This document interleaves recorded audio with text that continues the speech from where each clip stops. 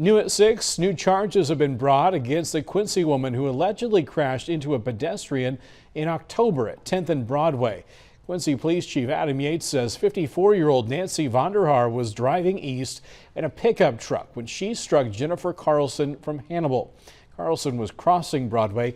Vonderhaar was charged with leaving the scene of a crash, aggravated driving under the influence, and aggravated reckless driving.